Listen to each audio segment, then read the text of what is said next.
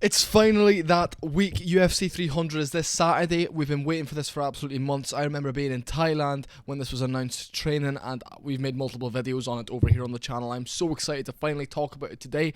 I've been super busy, haven't really been able to film many videos. I know it's not an excuse, however, we're back. We're talking about UFC 300. This is the full card breakdown, predictions on every single fight of the card. Buckle your seatbelts, we're about to get into this. Detailed predictions for you guys. I'm going to tell you why I think each fighter is going to win and how.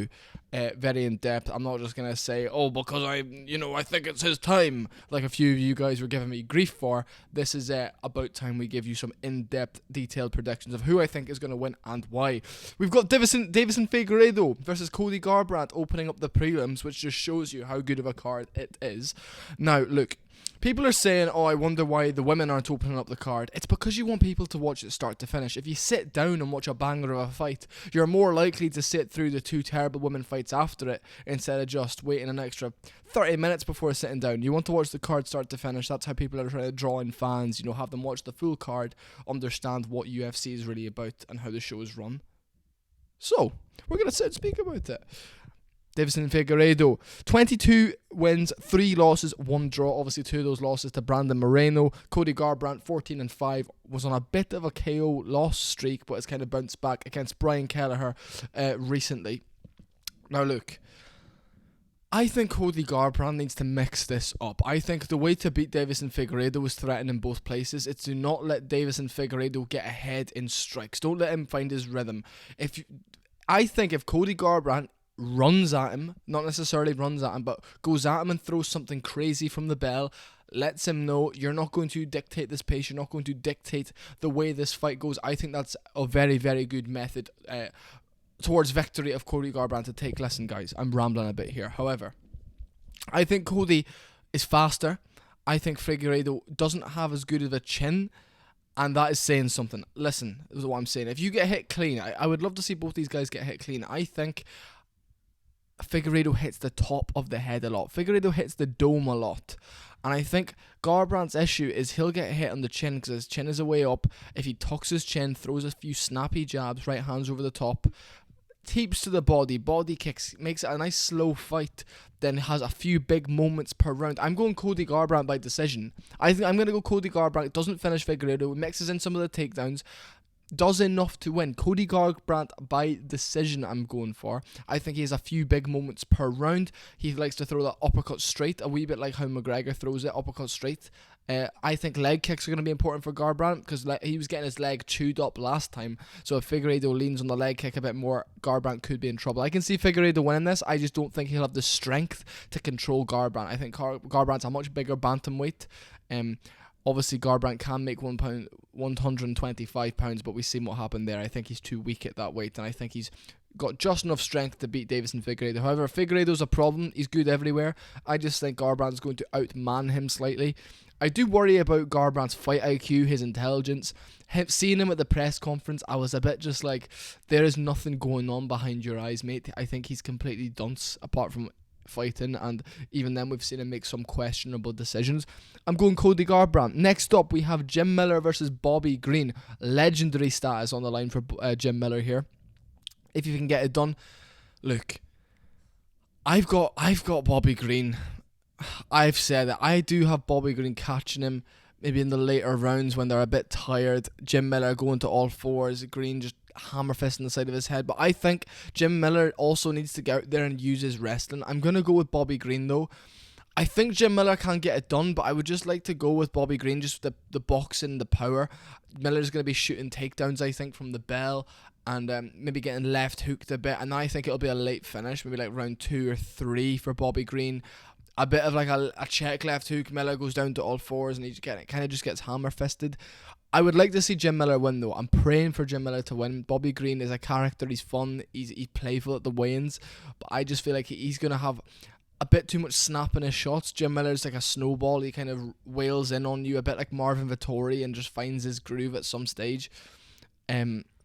Also a bit like a Gerald Meerschaert maybe, just kind of is there always, and I can see Jim Miller taking him down and holding him down. However, I think Bobby Green's going to be hungry for that bonus, the $300,000 bonus that's on the line. He's going to go out there and he's going to catch Jim Miller with a check left hook, or maybe just maybe just a stiff straight jab that puts Miller to all fours, and then he catches him when he's down. I think that's how that fight's gonna play out. Unfortunately, I don't want it to play out that way. However, I think it will. Anyway, moving up the card, we've got Marina Rodriguez versus Jessica Andrade. Now, if the favourite in this one I think is Rodriguez, and I must admit, women's MMA, I can't stand it. You guys have seen the videos I've made on it. I think they should not be allowed to compete in MMA, but you know, who am I to say that? I'm gonna go with Andrade by knockout. I'm gonna go with Andrade, uppercut, left hook over the top, puts her down, a bit of ground and pound. She's a little powerful machine at 115 pounds, and I don't really like the odds on this one, her winning, because it's hit or a miss. It's women's MMA. We're not going to sit back and we're not going to talk too much on this one. I think Jessica Andrade goes out there, knocks her out. I'm going to say the first round. Demands a bonus, screams like a man. The little lesbian she is, she will scream like a man, because that's what they do. And that is only the early prelims, guys. These three fights have been a fight night main card anyway, with the women headlining it. Phenomenal. Anyway, we're moving on to the next fight now. Let's do it. Jalin Turner versus Renato Moicano. This was a really tough one. I was debating this one. I was saying Jalin Turner all week. I've been saying I think Turner will catch him and knock him out with his long arms. He battered Dan Hooker in the early round. I think Moicano's going to chew up his legs, get a single, dunk him. I'm going to say Renato Moicano by arm triangle, something like that. Turner is so long. He's a weight bully. He's like 6'3". Renato's a lot smaller than him. I'm going to say Renato Moicano by arm triangle in the first round. Stands up. Moicano wants money, demanding the Paddy Pimblett fight, demanding the UFC bonus.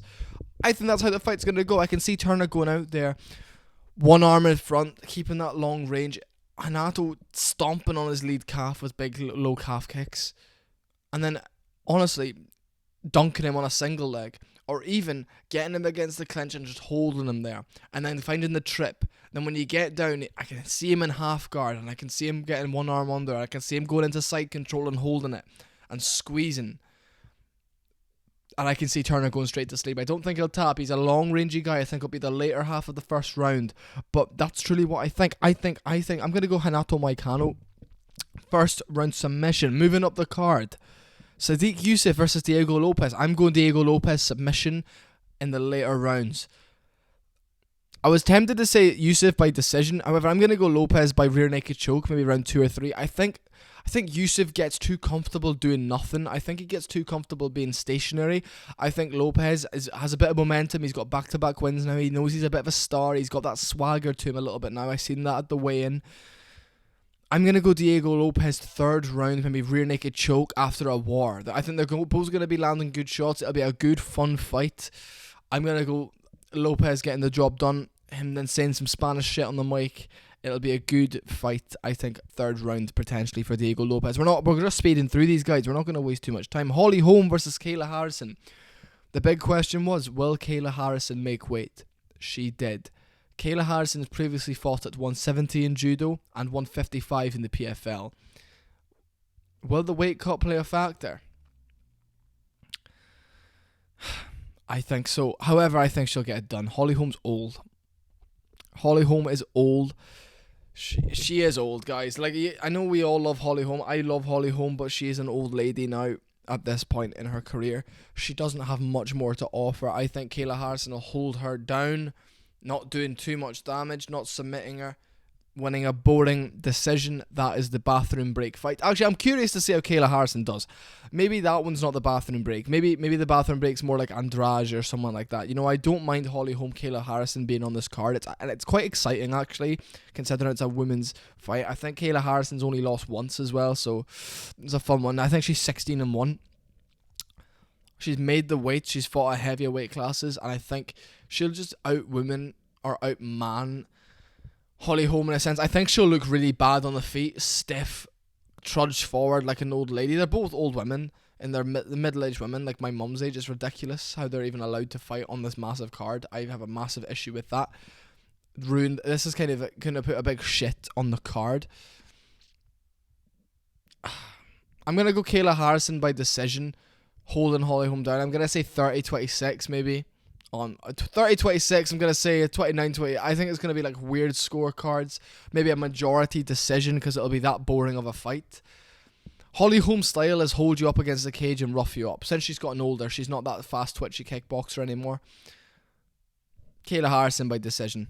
Aljamain Sterling, Calvin Kattar is the next fight on the card. I've got Aljamain Sterling winning 30-27. I've got Aljamain Sterling. He looks huge. He looks strong. I've got him holding Kattar up against the cage, a bit like Marab, tripping him, kneeing him to the body. I've got Kattar catching Aljo on the temple early in the first round. People are thinking, oh, has he got Aljo out of there? Aljo diving on a single leg and dunking him down and recovering.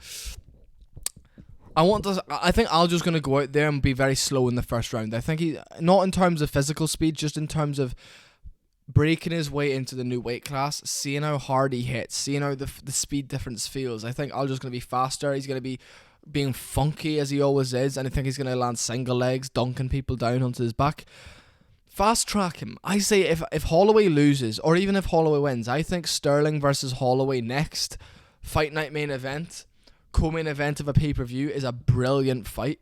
That's what I want to see next. If Holloway wins or if Holloway loses, it doesn't matter. I've got Aljamain Sterling winning a decision. I've got Kattar having moments, but I've got Aljo landing that straight to the body. Maybe Kattar swinging a few left hooks, landing big leg kicks. I think Kattar will be a step behind Aljamain in this fight, to be honest. I think there's something I always see with the faster divisions coming up. They're always a bit quicker. They're always like one step ahead. They've got that little bit more speed, athleticism. I think Aljo's going to be strong, healthy muscle, not worn down like he was in Boston at UFC 292. I've got Aljamain Sterling. I've got Aljamain Sterling by 30-27 unanimous decision. I don't have him doing too much damage. I've just got him winning the fight, and I don't think he'll have any sort of bonus. I don't think it'll be a mind-blowing performance, but it will be a good performance. And actually, I think probably one of the better performances we've seen against a guy like Kattar, because even like people like Zabit, I almost said Max Holloway there. Max Holloway battered him, but I think we'll see a lot of total strikes volume, a bit Usman Masvidal-esque. I think I'm going to go with Aljamain Sterling 30-27 decision. I don't think Aljamain will finish him. I know Aljamain's brilliant. I know Aljamain's a finisher. I don't see him finishing Calvin Kattar. I just don't.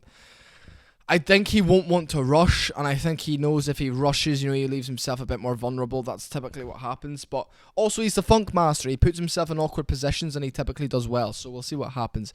Moving up to the main card of the main fight of the prelims, we've got Jiří Procházka versus Alexander Rakic. I'm gonna go Jiří Procházka. I know a lot of people are picking Rakic in this fight. I think Jiří pieces him up with volume. People are saying Rakic is gonna destroy him. I don't see it. I seen a devastating left hook glance Jiří's chin, put him out.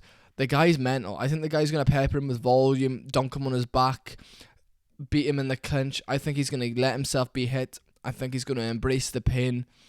I think it's going to look a lot like the Dominic Reyes fight, but I think Jiří finishes him in the second round with volume. Maybe a knee glances him, a left hook uppercut right to the body. A bit Max Holloway-esque in a sense. And that's what I'm going to say. I think Rakic has a good chance. Rakic is beautiful straights, good combination of boxing. Is coming off a knee injury though, has been out for a while, and the last thing you want with ring rust is someone peppering you with controlled volume and power. And I think Jiří will be knowing, he's a bit old. How old is Jiří Procházka? I'm gonna quickly double check this. He's 31 and Alexander Rakic is 32. I'm going Jiří knowing, this is his time to get the belt back, make a statement. He's a samurai, he's a warrior. He's had more experience in the cage. This would be his 30th professional win, which is insane. I'm going Jiří Procházka. I'm going Jiří Procházka by, I'm going to go by TKO in round number 2, and I think it could be a bonus contender. And that's all I have to say on that. But moving up the card, we've got Bo Nickel, Cody Brundage. I'm going Bo Nickel. First round ground and pound KO. I don't think he submits him. I think he gets on his back, brutalizes him. I think he goes forward. I think Cody Brundage's way to win is go out there and show Bo Nickel something. Go out there and wrestle him. Go out there and let him know, look, you're 5-0. But I mean, Cody Brundage is 10 wins, 5 losses. I mean, the guy's a lamb put to slaughter, essentially. He's the biggest underdog in UFC history, as he should be. I don't think he's going to have anything for Bo Nickal in this fight. I think Bo Nickal's going to go out there and demolish him. I can see a few knees in the clinch. Late round 1, up against the clinch, hammer fist. Ronda just has a leg trapped. Nickal just pounding on him, side of the cage, and referee stops it. Bo Nickal stands up, goes like this, like what, like that, shrugs his shoulders a bit. I don't think he deserves $300,000. That's the thing. He's got the easiest fight on the card. He's going against the biggest underdog in UFC history, and he has the chance to get $300,000 on top of his probably 20 and 20 base salary. I don't think that's how it should work. I think he should only. I don't think he should be entitled to that because he beat up a can. And I don't think they're going to give it to him. I don't think they would do that because the outrage would be absolutely crazy. He shouldn't be on this card. He should not be on UFC 300. He should be on a fight night. And he's not even that big of a star. So, whatever. I'm not hating on the guy. I think he's really talented. But if he gets to 300k, I will be gutted. I'll be like, I just would be. I don't think he deserves that. It would be very impressive if he goes out there and does his thing, but don't think he deserves it. Next on the card, anyway, Oliveira versus Arman. I'm going Charles Oliveira, first round knockout, clean, flatlines him, left hook into a straight right hand as he's going down. A bit similar to Pereira versus Sean Strickland. I hate Arman Tsarukyan. He's a juiced up fucking pillhead. I think Oliveira is at range, that Muay Thai. He's a lion on the hunt. 1-2's missing. Arman maybe shoots a double leg. They're up against the cage for a good minute and a half. They break Oliveira. Bam, bam. Down he goes. Hammer fists out. Oliveira stands up, walks off, is doing the strap symbol. You have to remember, Oliveira's had a few fight camps since his last fight. Yeah, they've both ended in injury. However, I think he's ready for this. The shoot to box guys don't mess around. He's been training with Ian Gary. He's been training. He trains with killers. He's good off of his back. I do not think Arman's going to have anything for him on the feet. I'm not. I seen Arman KO Beneil Dariush. Oliveira already did that after surviving a bit of adversity. And yes, you caught him with a power knee. It's Beneil Dariush. He's 35 or something like that. 34. I think Oliveira is about 34, 35 now as well, but I think he's an animal. I think Oliveira's prime is now. I think he's going to be having those tears of rage like he always does in the dressing room. A bit like Ian Gary also does, he cries before he goes out to fight. It's tears of being thankful, grateful, rage. I've got Charles Oliveira knocking him out in one round. I don't think Arman's going to really offer him too much. Arman is dangerous, he's powerful, but he reminds me a wee bit of Michael Chandler. Short, stocky, juice head, pill head. I think Oliveira catches him maybe with a body knee, then on the break, a left hook right hander on the break of the clinch. And there we go. That's all she wrote. The Bronx, Max Holloway versus Oliveira for the interim belt. That will be a fun one. Number 2, run it back. These are fun fights you can make. Speaking of Max Holloway versus Justin Gaethje. Everyone is saying Max is going to lose. I've got Max winning this fairly simply. Give it a good grueling first 2 rounds. Gaethje will start going as he always does. Not that he gets tired, but I think Holloway will be too much. Those 2 or 3 extra shots at the end of a combination shatter you. If I'm Dustin Poirier, left hook, uppercut, up against the cage, I'm Gaethje. Whoa, okay, there's those 2 punches. Then the jab, left body kick. I'm like, it's not the same as these featherweights that can throw 2 more strikes per combination. He'll be shattered. I guarantee you Holloway gasses Gaethje out. I think it'll be a slow first round, then Holloway will be like the snowball he is. I'm going to say Holloway 4th round TKO. I'm going to say it. I think he knocks him out in the 4th round. By technical knockout, that is. Elbows, a bit like the Calvin Kattar 3rd round where he had him elbowed and wobbling, and I just don't think the perfect style to beat Justin Gaethje is volume. It's a bit like what Sanhagen tried doing to Peter Yan. Do you know what I mean? It reminds me a bit of that, and obviously Yan then took over, but I think Holloway's going to be able to withstand the shots. I think he'll have power. I want to see Holloway sit on his punches a bit more instead of walking while throwing punches. I think Holloway's in his prime. he was champion at 27 before he entered his prime when he wasn't that good technically, in my opinion. I'm very excited to see Max Holloway get back into this. I think Max Holloway finishes him. Gaethje's dangerous. That low calf kick Holloway's going to have to watch out for. Those left hooks, the wailing hooks Gaethje does.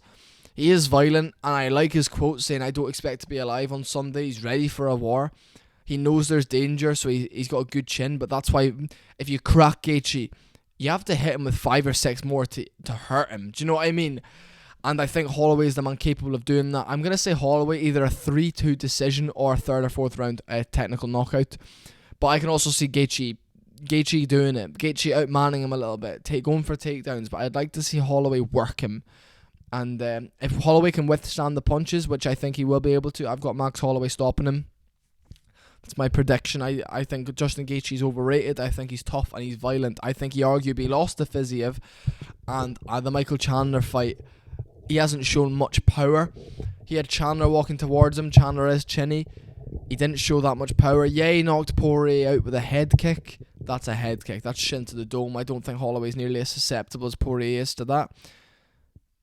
I think Holloway's going to be scooting around him. Good footwork. Has that, different mentality. But anyway, I've got Holloway winning. Moving up the card, Zhang Weili versus Yang Jiaonan.